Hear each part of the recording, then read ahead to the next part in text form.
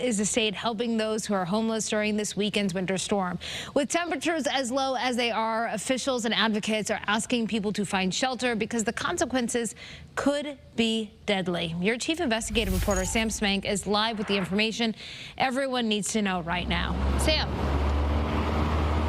I talked with 211 about 2 o'clock this afternoon, and they said at that time 170 warming centers were currently open, including Hartford, the Trinity Church here in Hartford. Now, one advocate tells me the need for shelter for those who are unhoused is more crucial than ever.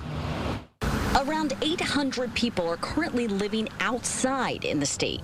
The Connecticut Coalition to End Homelessness says that's a 45% increase over last year, meaning a greater need for shelters and warming centers.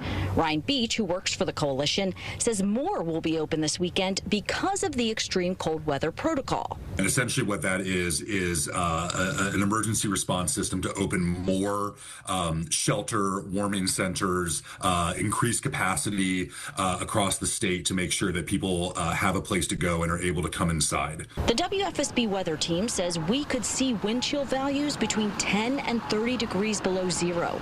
Exposed skin can be frostbitten in just a half hour under those conditions. Beach says the extreme cold weather protocol allows shelters and centers to pay more staffers and open more spots than normal.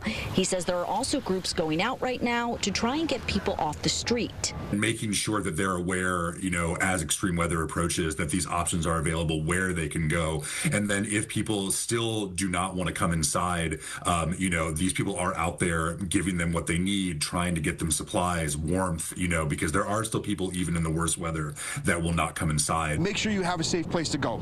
During cold nights like this, oftentimes it can be deadly for so many residents. Hartford Mayor Runan Arlumpalum says the city will be putting up drones that use thermal imaging to make sure no one is left behind.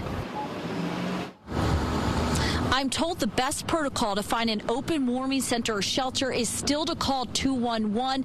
The state will also be providing hotel rooms if needed, if the warming centers and shelters are at capacity. For a list of warming centers and shelters and how to contact 211, you can head to our website or the app. Now, I'm covering here what's happening in Hartford, but your reporter, Owen Kingsley, is in New Haven with a strict message from city officials. Stay off the roads. Owen?